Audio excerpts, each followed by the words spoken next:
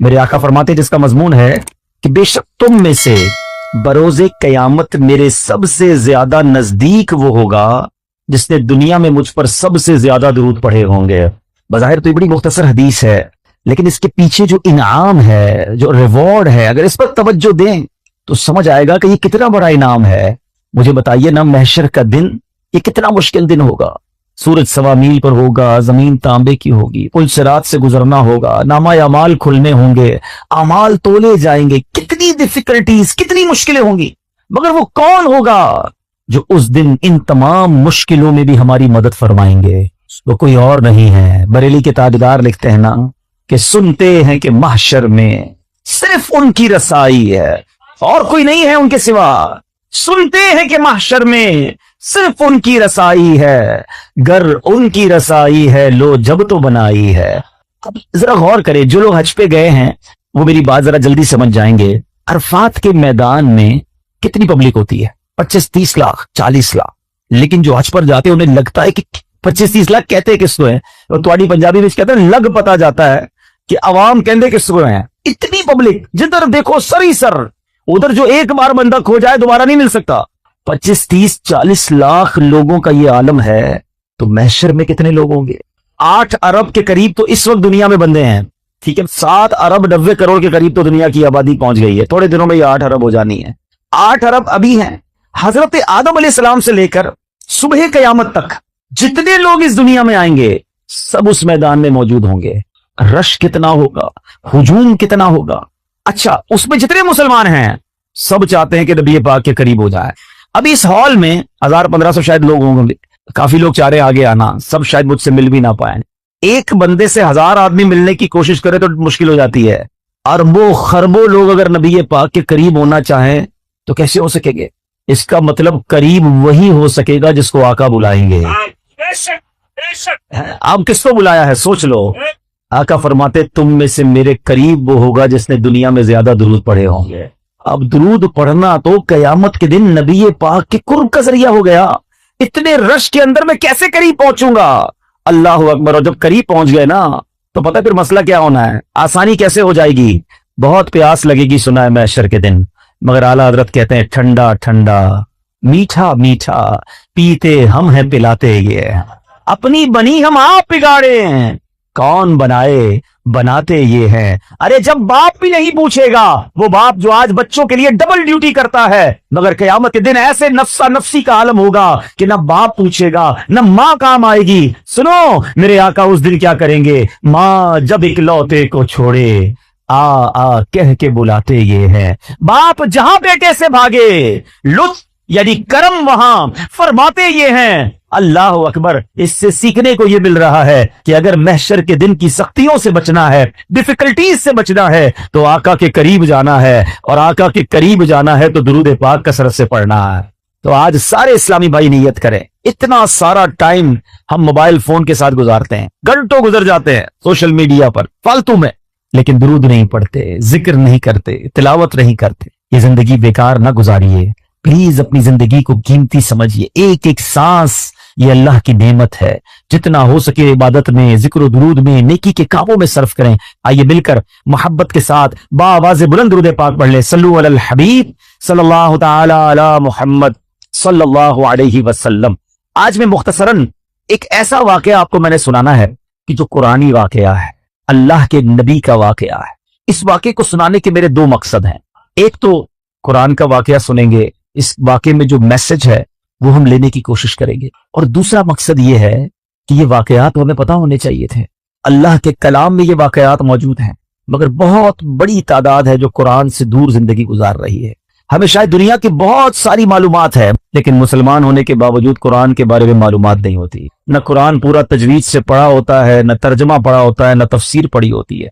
मुझे एक बात बताएं, पहले सुबह उठते थे ना लोग, हैं अल्लाह रसूल का नाम लेते थे, अच्छा पहले, फिर उसके बाद अखबार पढ़ते थे। अब उठते ही फोन उठाते हैं, पहला काम, और ये देखते किस किस का मैसेज आया है। जब तक हमारे व्हाट्सएप मैसेजेस, हमारे जो भी हमें पैगामात आए, हम सुनते नहीं, हमें चैन नहीं आता, कोई अहम बात रह ना जाए। मुझे एक बात बताओ, तुम्हारे दोस्त का, तुम्हारे कारोबारी साथी का पैगाम मिस ना हो जाए, इस बात का ख्याल है? इतनी उम्र हो गई, अल्लाह का पैगाम कुरान तुम्हारे पास आया हुआ है, वो पढ़ लिया, जान लिया रब ने क्या फरमाया है। اللہ نے ہمارے لیے کیا پیغام دیا ہے، کبھی سوچا آپ نے؟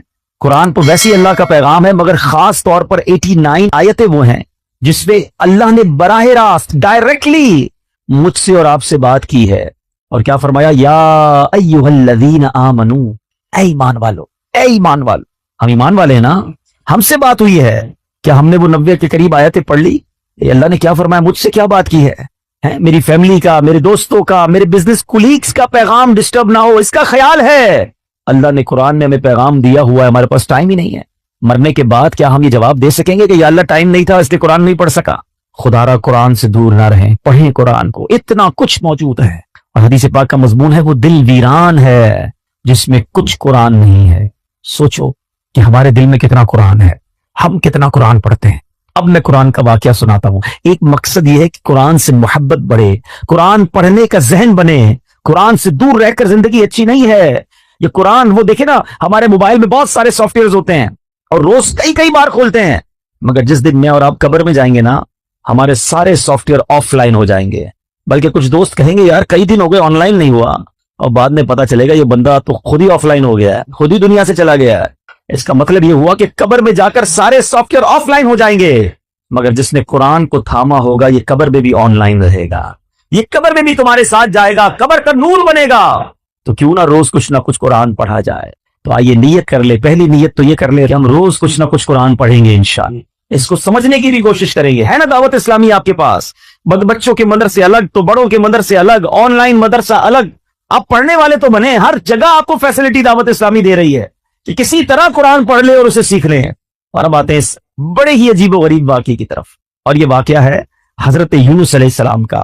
شہر تھا نینوا جس کی ہدایت کے لیے آپ کو بھیجا گیا۔ آپ نے اپنی قوم کو اللہ کی طرف بلایا، وہ لوگ شرک کرتے تھے، وہ اللہ پر ایمان نہیں لاتے، بت پرستی کرتے تھے۔ آپ نے بہت ان کو سمجھایا، اللہ کی طرف بلایا، وہ قوم ہدایت نہیں پاتی تھی، ایمان لانے سے انکار کر دیا، الٹا آپ کے سامنے سرکشی کرتے تھے۔ تو آخرکار آپ نے کہا کہ اے لوگو، اب اگر تم ایمان نہیں لا رہے تو سنو، میں تمہیں عذاب کے بارے میں بتا رہا ہوں، اب تم پر عذاب آئے گا، اور میں کوئی بات جھوٹی نہیں کرتا۔ اب قوم کے لوگوں نے مشورہ کیا کہ یہ بات تو کبھی جھوٹی کرتے نہیں ہیں، اب ان پر نظر رکھو، اگر تو یہ راتوں رات ہمارے شہر سے چلے جائیں نا تو سمجھ لو عذاب آنے والا ہے، کیونکہ اگر یہ اللہ کے نبی ہیں تو جس شہر میں اللہ کے نبی ہوتے ہیں وہاں عذاب نہیں آتا۔ وہ قوم بت پرست بھی تھی مگر یہ بات بھی مانتی تھی۔ آپ پر فوکس کیا، آپ پر نظر رکھی، اور دیکھا کہ رات آپ شہر سے باہر تشریف لے گئے، صبح ہوئی تو عذاب کی بدلیاں یعنی عجیب و غریب قسم کے بادل آنا شروع ہو گئے۔ قوم سمجھ گئی کہ اب عذاب آنے والا ہے، حضرت یونس کو ڈھونڈو۔ انہوں نے تلاش کیا، حضرت یونس پورے شہر میں نہیں ملے۔ اب قوم نے سمجھ لیا کہ عذاب آنے والا ہے۔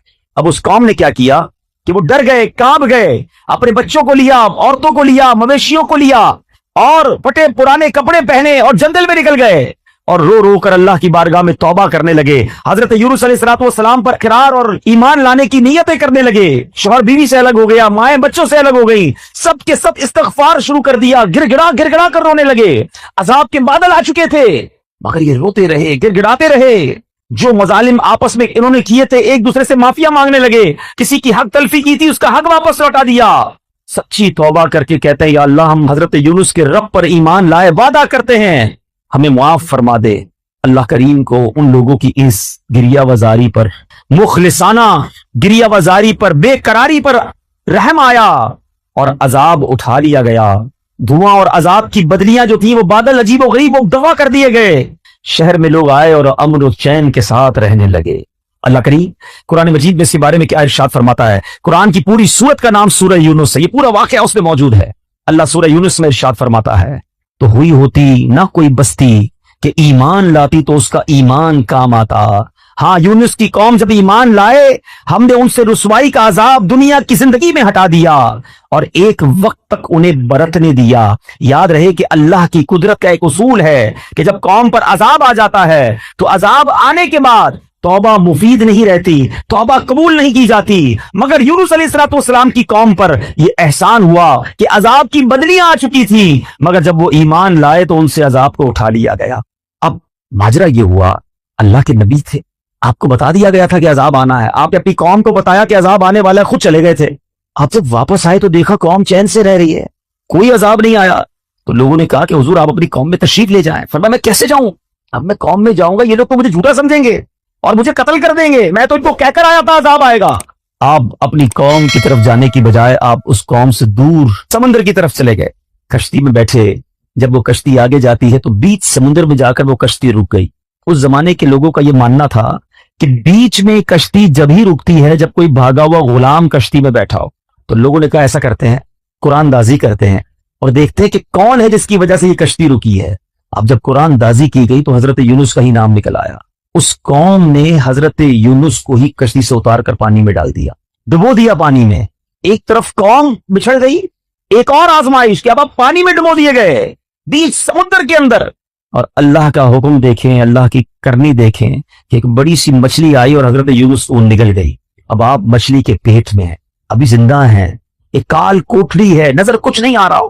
اب حضرت یونس نے اس مچھلی کے پیٹ میں کیا پڑھنا شروع کیا, لا الہ الا انت سبحانک انی کنت من الظالمین. یہ قرآن میں موجود ہے آیت, اس کو آیت کریمہ کہتے ہیں. آپ یہ دعا کرتے رہے کہ اے اللہ تیرے سوا کوئی جس کی شان بیان کی جائے, تیرے سوا کوئی نہیں جس کی پاکی بیان کی جائے, اور اے اللہ میں ظالموں میں سے ہوں. اپنی عاجزی کا اظہار کیا, اپنی انکساری کا اظہار کیا, اللہ سے مدد مانگتے رہے.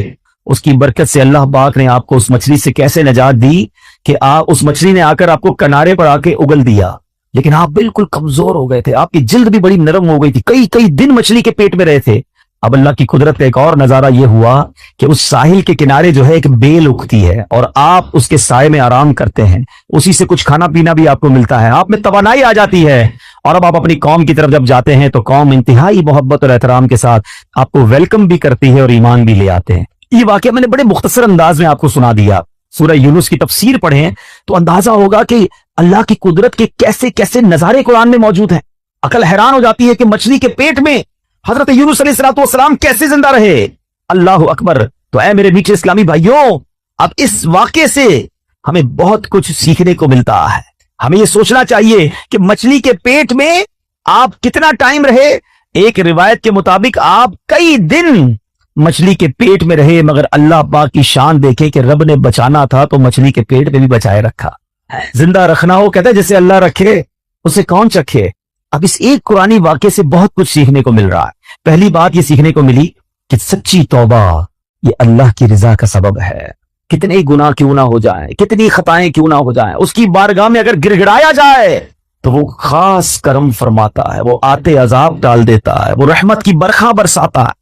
مگر پرابلم یہ ہے کہ آج ہم اللہ کی بارگاہ میں سر نہیں جھکاتے, اس سے سچی توبہ نہیں کرتے, اس سے دوستی نہیں کرتے.